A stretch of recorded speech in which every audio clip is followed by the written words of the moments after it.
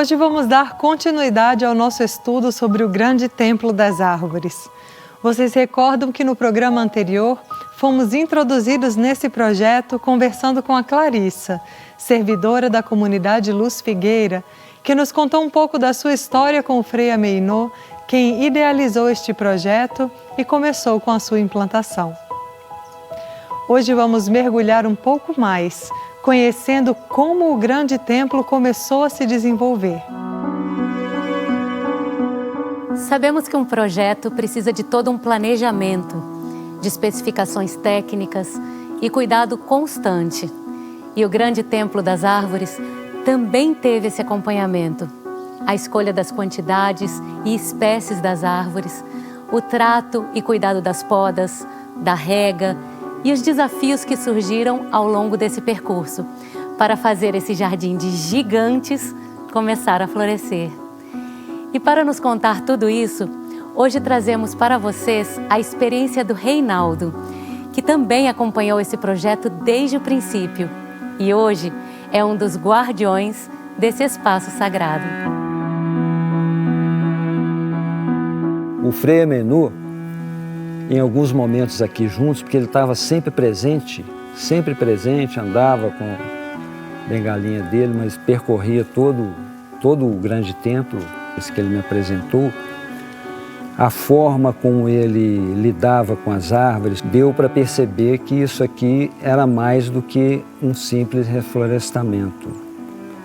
E deu para perceber que tinha alguma coisa que nos fazia perceber também que as árvores são seres vivos, que têm uma função importante na própria cura da humanidade, das pessoas, um aspecto que estava bem claro no projeto, na ideia inicial da manifestação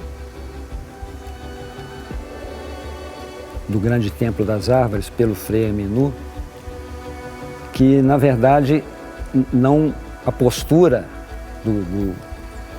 o acolhimento dessa ideia implicava em não predeterminar quais tipos de árvores. E ele sempre foi muito categórico, enfático, falou, olha, isso aí não sabemos. O nosso papel é acolher o que for manifestado, o que chegar.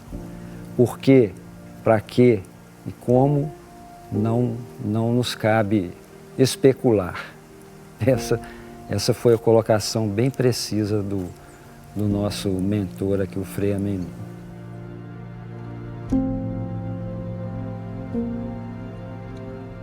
Neste projeto, uma condição que ele em algum momento colocou, expressou, é que o cerne dessa ideia consiste em não criar nenhum aspecto utilitário, não ser um projeto utilitarista. Então, não é para esperar nada das árvores, não é para elas darem fruto, não é para elas ficarem bonitas, é como ele diz no texto, para elas se manifestarem como elas são.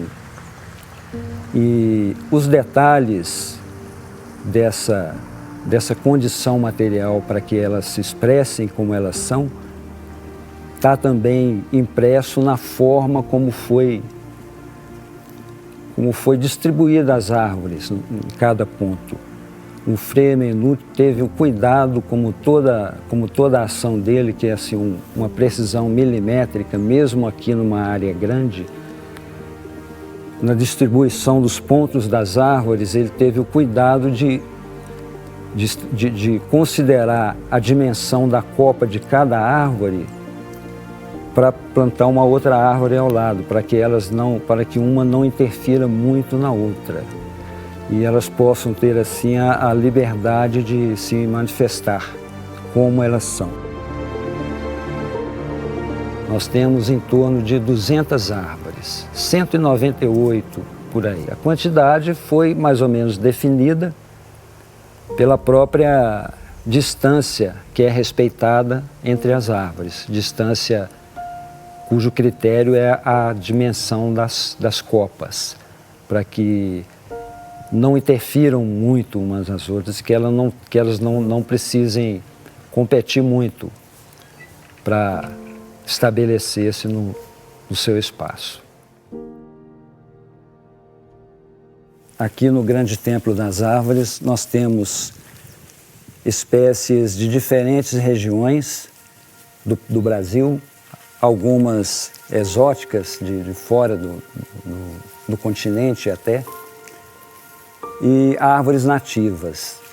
Algumas, como as nativas, se desenvolvem melhor, se adaptam melhor, como o jacarandá,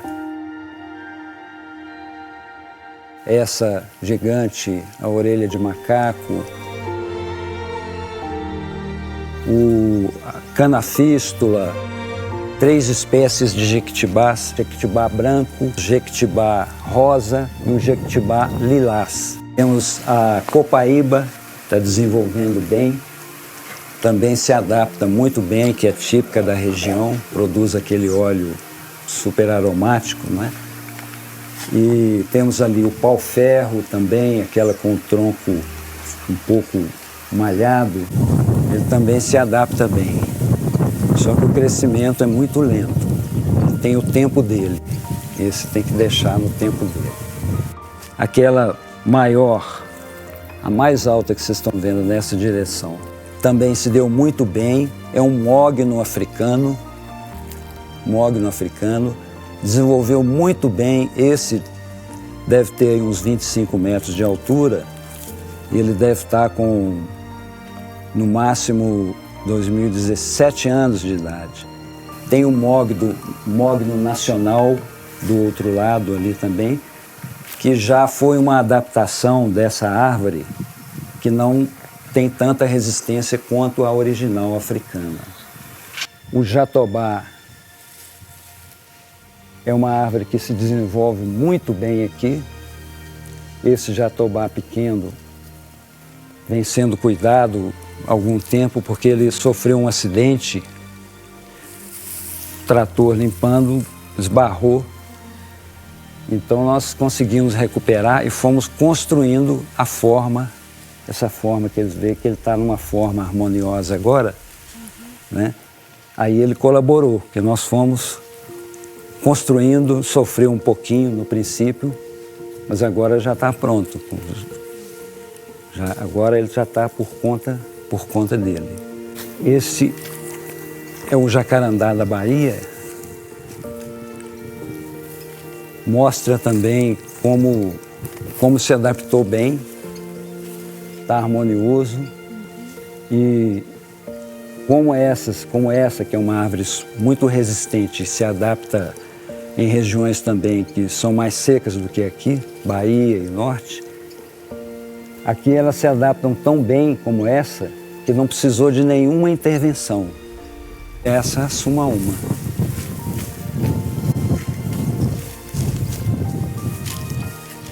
Ela está desenvolvendo muito bem porque ela é nova. Ela é um primo primeiro da paineira.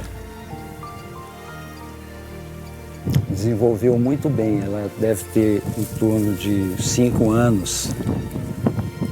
O baobá, como eu disse também, que é uma árvore de origem africana, que também, como na origem ela vem de um terreno pobre, aqui ela se desenvolveu bem, não é? Ela se adapta bem, que ela já veio fortalecida pelos desafios lá da África, né? Então, o baobá se deu bem aqui, as palmeiras imperiais, as palmeiras até tem uma história que o Frei Amenu colocava, ele teve a ideia de colocar as palmeiras nessa margem como uma proteção. Ele deu nome aos patamares, né? Esse patamar onde estão as palmeiras imperiais é o chamado patamar Pilares para o Infinito, que lembra o movimento de ascensão das palmeiras, né? E nós marcamos precisamente o Frei Amenu, assim, se eu colocava, falou 6 metros, deu 6 metros e 3 centímetros, não, tá errado, são 6 metros, pode marcar de novo. Então marcamos 6 metros de distância entre cada uma e no final, nós contando, depois de algum tempo que fomos contar as palmeiras e eram 33 palmeiras. Ele também ficamos surpresos com a presença desse número aí nas palmeiras. Sobre os desafios, como trazer água para as mudas. Então, imagina numa seca dessa, como trazer água, como dar água para as plantas. Não tinha outra solução no tempo de seca, né? A não ser transportar mesmo, enchia os galões, colocava no carro, punha nas costas e saía molhando uma por uma, quando possível, né? E parece que foi satisfatório para a maioria. A gente usa no trato, na educação no trato das árvores, nos curativos, nas estacas de alinhamento, nas correções, a gente usa o que tiver aqui no ambiente. A gente é desafiado a desenvolver também a criatividade para, diante de uma necessidade da árvore, usar o que tiver disponível aqui no ambiente para ajudar a árvore a se elevar, a se manifestar na forma original dela e sempre em direção ao alto. Esse é a educação, o direcionamento que a gente procura dar às árvores. Estamos deixando também que a própria essência do grande templo das árvores dê algum sinal para a gente seguir. Entende? Não sabemos qual que é o plano maior para essas árvores, né? Qual a função, a missão dela, não sabemos. Sabemos, é claro, como eu disse, que tudo está ligado à cura. Algumas pessoas que passam por aqui, que entram, caminham, manifestam assim alguma digamos, um certo equilíbrio, né? Uma certa tranquilidade, uma serenidade que traz aqui, estar aqui. Então, acho que algumas coisas já sinalizam nesse aspecto aí do trabalho de cura, isso não há dúvida. Isso é bem presente aqui.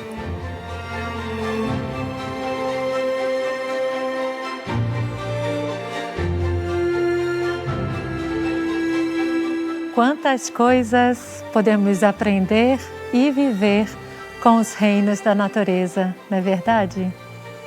Vamos percebendo que quando nos dispomos a servir com os reinos, a construir um espaço para que a cura se manifeste, desde o princípio, nossa consciência vai sendo trabalhada.